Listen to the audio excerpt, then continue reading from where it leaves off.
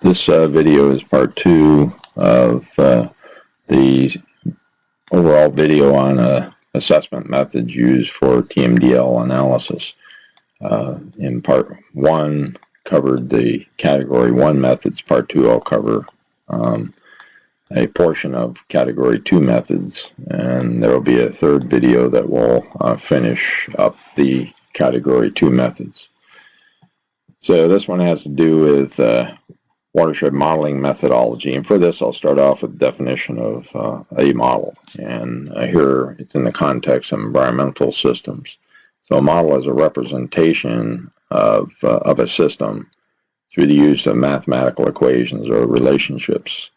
So it's a conceptual representation of a real system, and if it's an environmental system such as watershed, hydrology, or chemical transport, then it would be a representation of that system through equations that describe the hydrology and chemical transport processes. The modeling system in our case, what we use are computer programs or software packages that incorporate the mathematical equations into the system, into the computer program, to mimic the environmental system, either the hydrology or the chemical transport, water quality. And there are other kinds of modeling systems, such as physical models. Let's say laboratory model, which is a physical representation or a scale representation of the real system. But generally, when we talk about modeling in hydrology or water quality, the model is based on a mathematics which is implemented in a computer software package. And of course, the model application then is the use of the model, the computer program, to ask questions and to address those questions by doing computer simulation and comparing to observations that are found in the field. So some definitions of models that are used here. These definitions are the ones that I prefer to use, that describe whether a system has certainty or whether it's uncertain, that is, if there's some probability associated with either parameters or physical parameters or inputs to the system. So the first definition here is what we'll call deterministic. That is something that is known with certainty. So a parameter such as the infiltration capacity of a soil, if I know that with certainty, then that infiltration process would be a deterministically known process. And this same concept can be applied to all of the physical and chemical process and biological process that are going on inside of a watershed. So if the parameter of the system and the process itself is known with certainty, then the model is called deterministic. It's probabilistic if there's some uncertainty associated with it. And a simple example of this has nothing to do with the environment is the toss of a coin. You toss a coin, you can either get a head or a tail as a result. And so there's some uncertainty associated with the outcome of the process of tossing the coin is. This applies the environmental area with respect to, the equivalent example of this would be, for instance, I do not know on a particular day whether it's going to rain or not. There's a certain probability associated with whether it's going to rain or not, and there's also a certain probability as to how much rain will occur. So that's a uncertain process, and so it's called probabilistic. Stochastic is like probabilistic, except for that the sequence in which the events occur is important. So if you're looking at rainfall, a possible rainfall series during a period of time, during a week, let's say, or during a month, if it's important to know in what sequence the rainfall events will occur, then that's called a stochastic process, and it does have embedded in that process uncertainty associated with probability.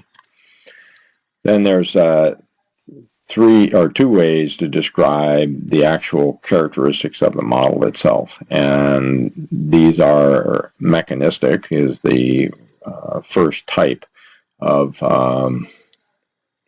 model characteristic. And for a mechanistic system, the model equations and so on are based on the principles of physics, chemistry, and biology.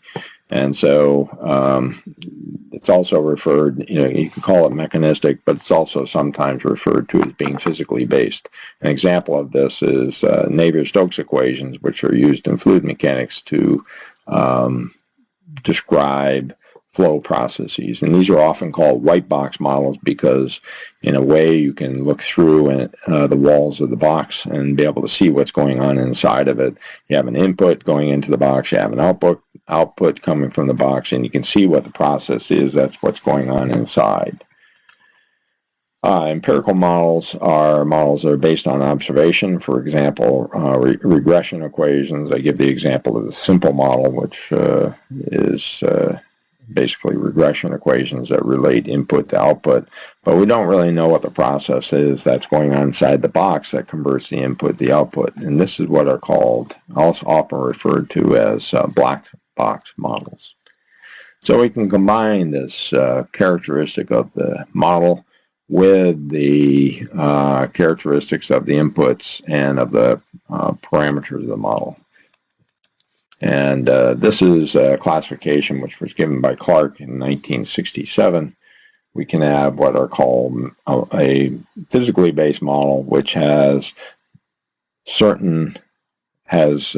parameters which are known with certainty and inputs which are known with certainty. For that, the model is called mechanistic deterministic. If the inputs, parameters, and the input to the model are not known with certainty, but yet the model itself is physically based, then it's called a mechanistic probabilistic, and we can carry that to stochastic if the parameters that are input are, if time series, if the sequence of events is important, then it would be mechanistic stochastic. We can just remove the words mechanistic and replace it with empirical if the processes are described by empirical equations as opposed to by physically based equations. And so we have empirical deterministic, empirical probabilistic, and empirical stochastic. One other classification that's important here, and that is to divide watershed models into either lump parameter models or distributed parameter models. Lump parameter models are those such as SWOT, which is a soil water assessment tool, HSBF, which is the hydrologic system program, Fortran, and the SWIM model, which is developed by the EPA. These models are all lump parameter models in that the watershed is subdivided into subwatersheds, and yet the areas that the equations are used in to describe the processes are large enough that the parameters that are input have to be somewhat average values. So you do not have point-wise measurements of those parameters, and that differentiates the lump parameter models from the more detailed distributed parameter models. I'll give examples, images of a lump parameter model here in a moment. The other type of model will be distributed parameter models, and examples of these are the Geisha model, Agnip's model, and Sheetran models. And these are grid models that are based on a gridded subdivision or discretization of a watershed into squares, triangles, or other types of polygons. And the parameters are applied, and the equations describing the processes are applied to these discrete squares, rectangles, or triangles or polygons. So lump parameter models, you might say, are simpler, they're easier to calculate. That is, the models do not require as much computational demand out of a computer, whereas distributed parameter models do require very detailed computations and are very computer intensive. So an example of a lump parameter model, this image is from the Watershed modeling system, WMS, and the watershed is shown here is subdivided into the colored areas, which are sub-watersheds.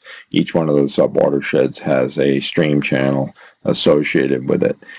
Within each of those watersheds, you'd have a uniform parameter, let's say a uniform soil parameter, basically a uniform land slope parameter, a uniform vegetative cover parameter, and so you do not have the actual details of the parameter distribution within each of these sub-areas. You'd be using some of an average value for those parameters within each of these sub-areas. The model that's represented here, if you look at the tab at the top of the page, is the HEC-1 model, which is a hydrology model developed by the U.S. Army Corps of Engineers. The output for each of these sub-areas is indicated here for each of the little boxes that are shown there with what looks like an XY plot. One of those XY plots is showing the upper right-hand diagram where you have flow versus time. So that's the kind of representation that you get for a hydrograph from each of the sub-areas.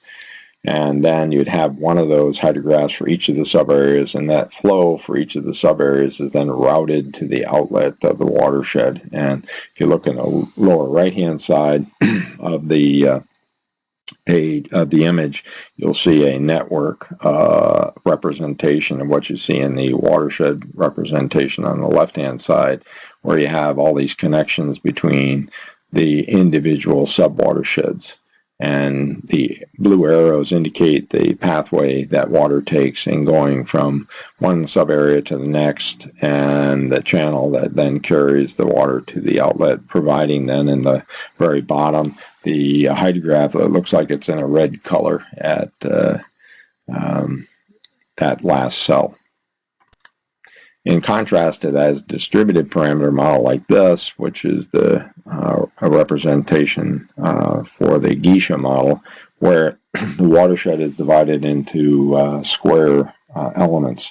These square elements can be very small. They could be probably 1 meter in size. You could even make them smaller than that.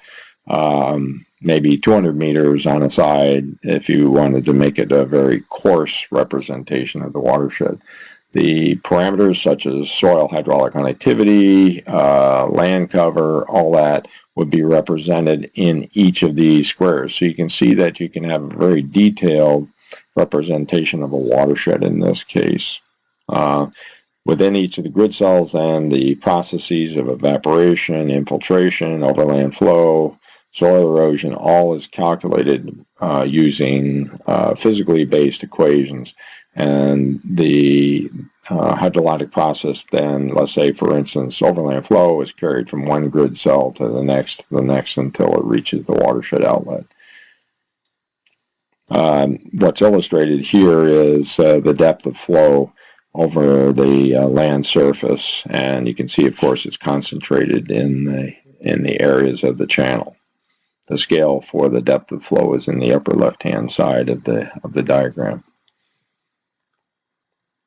Okay.